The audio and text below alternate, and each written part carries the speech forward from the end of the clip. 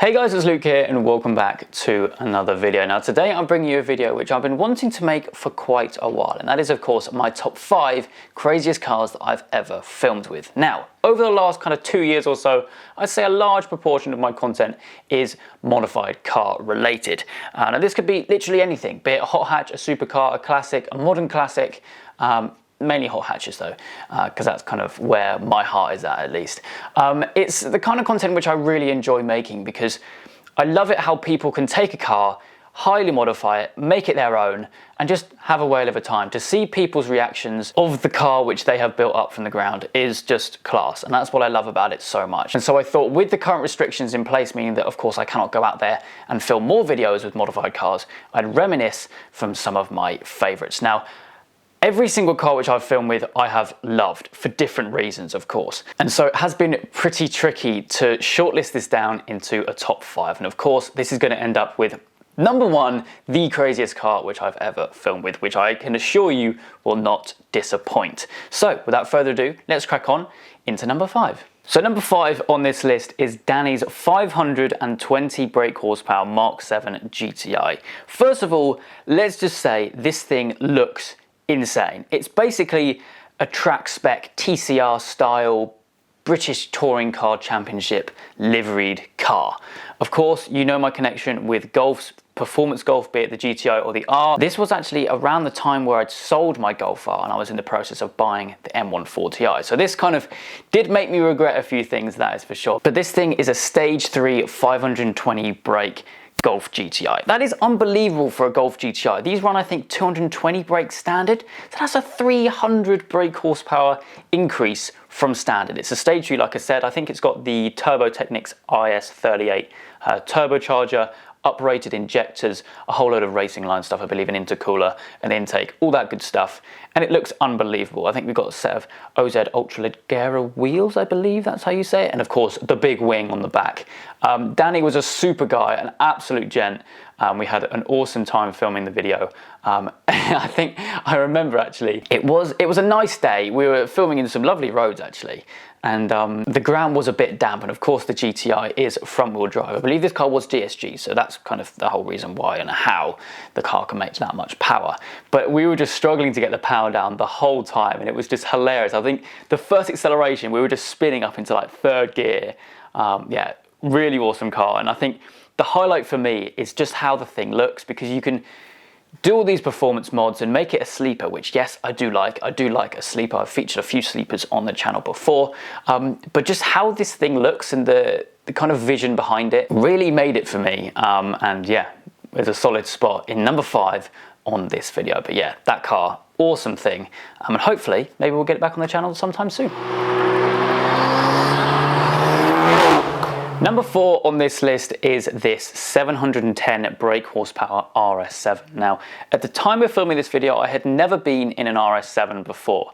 And my oh my, this one was one hell of a one to have your first experience in. It had a stage 2 tune from MRC, running 710 brake horsepower, like I said. But the highlight for me was the torque.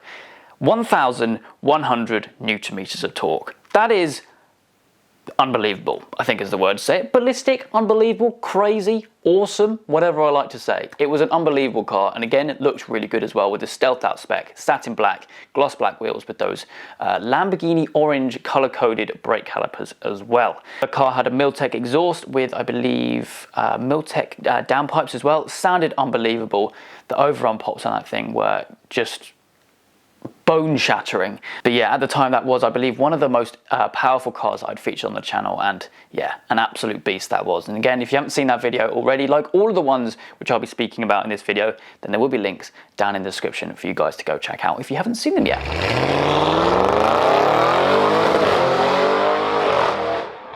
Number 3 is a car which I've filmed with quite recently, and that is of course Paul's Rocket Bunny R35 GTR. This thing just oozed mentalness, the way it looked, the way it sounded, the way it drove, just unbelievable, the thing. And Paul was an awesome guy as well. He really hated being on camera, so I felt a bit bad for kind of pointing in his face. But this thing was a stage 4.25 GTR running around 650 brake.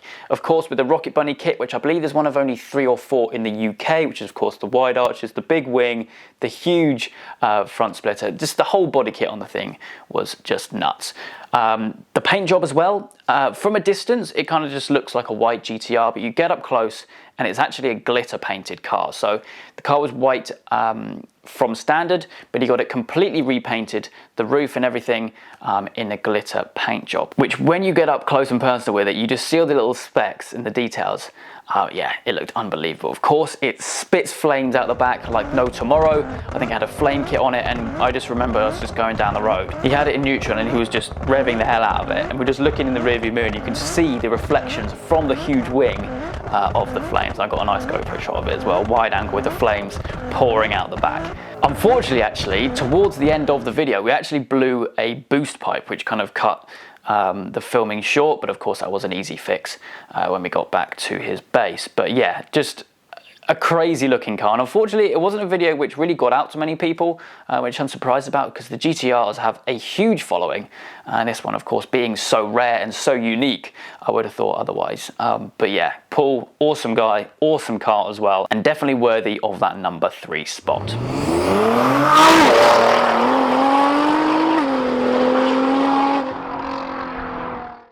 Number 2 is where things do definitely take a step up, not just in the cars themselves, but also the locations where I filmed them in. Now, number 2 is a Golf R. Obviously, I can't feature a top 5 video without there being a Golf R in it, and it was filmed at the Goodwood motor circuit. It was a track day, which makes things even better. There's no speed limits, you can drive as fast as you want, pretty much for the whole day, which is exactly what we did. So this car was actually Miltek's old project car, which I'm sure some of you Golf R owners and followers and fans will know about this car. It's a pretty famous car, and they did sell it I think quite a few years ago to a friend and follower of the channel. He then invited me down to Goodwood for a track day, and it did not disappoint at all. I think the only things that remained stock on that car were the colour and the badges. That's it. A lot of people in the video didn't actually believe when I said that it had 70 grand's worth of upgrades on it. That is not a lie. It is proven somewhere in some paperwork, and it is nuts. That is not including the actual price of the car new. Of course, the current owner didn't spend that much money on it. It was Miltek who got a large amount of the mods done with different deals with different companies. Of course, they developed the exhaust and everything like that. But in short, I've actually got my laptop here because there's just so much stuff on this car which has changed. There's no way I can remember it. So, like I said, £70,000 worth of modifications on this car. It's a stage 3 hybrid turbo with, of course, custom ECU and TCU remaps. Running around 500 brake. I'm not sure what it was running at the time of the video, but I think it is running more towards 550 now. Of course, it's got a load of racing line goodies, intake and oil management system. Of course, that is very important. Forge intercooler and coolant hoses, Miltek custom race exhaust, which is kind of the R32 style, which I really liked. This car actually has 2 different exhausts, so kind of like a track ready exhaust, which is slightly more muffled so that it doesn't get kicked off for black flags, because there's no point having a track car and not being able to drive it on track. Another one was a slightly more louder exhaust, which does actually sound pretty awesome as well. One of the most obvious things is the R400 body kit, kind of wide arch kit. The front arches are a lot more wider and the front and rear bumpers are different. Really sets the car off nicely because this was, well, was a Mark 7 Golf R. So it didn't have the aggression like the Mark 7.5 did, but this just looked absolutely unreal. Of course, we have a huge set of brakes, some 6-pot brakes up front, a limited slip diff, racing line 3-way adjustable suspension, Team Dynamics lightweight wheels, a lightweight battery even, which is just absurd. That's when you know it's serious, and a whole host of other things, including a bolt-in roll cage with a complete interior respray. Now, normally when you strip a car out and you kind of race prep it, you just strip it all out, stick a cage in there, and that's it. This was a big job because the whole inside was stripped out. This was when Milltek owned the car, and it was painted in like a gloss grey, which looks so much better than just kind of the kind of plain primer, unfinished metal that would normally be covered up. This, of course, combined with the bolt-in roll cage, fully specified for race use. In fact, this car did do, I think, one championship when Milltek owned the car. There is a picture of it all in like a big racing livery, which looks awesome as well. But just the amount of work which has been done to this car, and the fact that it is still road legal, was just absurd. And of course, being in the car on track, it was a boiling hot day, no air conditioning, just really built to the kind of whole experience, really. Unbelievable car. I think we did about 10 hot laps in the car overall. Unfortunately, I did have to cut most of the footage out because there was just so much track time in the video, or in the film shoot, that I obviously would have been a silly length video. But yeah, that was a really, really cool video to make, and of course being so special because it's such a unique example of a Golf R as well.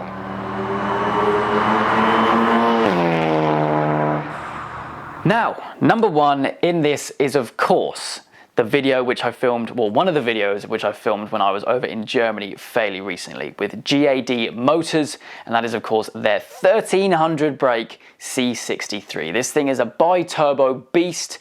Again, most components on this car are not stock, and it's had a serious amount of money spent on it. I believe overall, including the car, I think it cost them, I believe in the video they said 160,000 euros, which is absurd. The car is bi-turbo, it's got an engine swap, it's got 4MATIC, which for a C63 of this generation, or an AMG as such, is pretty special. And again, I do have my laptop off screen again because, like the Golf R previous, it's got a lot of stuff which I need to definitely make sure I get right. So, like I said, 1300 brake in the C63, 1800 Newton meters of torque, which when we went out onto the Autobahn, the de-restricted Autobahn sections, you can definitely feel that.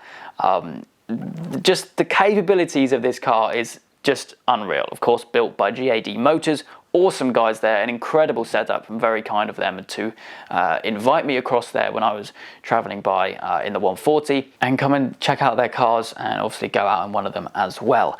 A couple of stats from the competitions that this thing has done. It's done a half a mile trap speed of 300 kilometers an hour. It is, of course, the world's fastest, obviously, and it does a quarter mile in 9.5 seconds with a trap speed of 240 kilometers an hour. Some unbelievable stats of that car. But anyway, let's get kind of into more detail about the engine.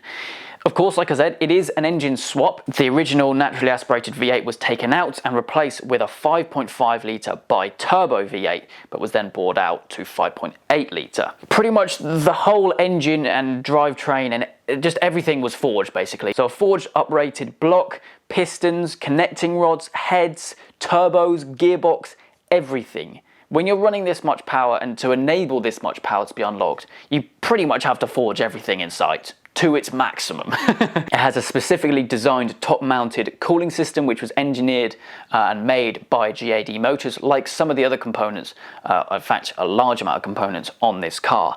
Carbon ceramic brakes as well, and of course the 4MATIC system, because you can't run 1300 brake horsepower with rear-wheel drive like the stock car did. So basically what they did, this was before the time that AMG offered 4MATIC in their cars. So I believe from memory they got a standard E-Class, ripped out the front axle, which of course housed the 4MATIC system, and basically modified it and manufactured different components to make it work in with this car. This means this car at the front is a lot wider, so the arches are wider as well. The whole hubs and all the brakes have had to be completely changed and kind of designed to fit this car. And it was a big job, they said, and it was the world's first. So this is technically the first AMG in the world to run 4MATIC. And like I said, to have four-wheel drive, all-wheel drive in a car with this much power is key. And of course, when you're doing half a mile runs, quarter mile runs, that is definitely a must as well. In terms of experiencing the car, it was ridiculous, bonkers, unbelievable. I had Chloe, my girlfriend, in the back, and we cruised out to the Autobahn and had a little rip. Just the way that that thing picks up power, picks up speed, sorry, was just beyond me. But still so casual in the sense that the interior was stock. You had the stock seats, You had air conditioning, you had electric seats still. It was inside pretty stock, but with the engine and the drivetrain and everything was just completely different, which what made it such an incredible experience. Now, of course, that had to be the craziest car that I've ever featured on the channel. Definitely the craziest car that I've ever been in, and hopefully, if plans do come together, maybe towards the end of this year or maybe into next year, then I will be returning to GAD Motors to film some more stuff with them, because just the stuff that they do, the projects that they bring on themselves are just ridiculous. They really are ridiculous, and yeah, definitely a worthy top spot for me.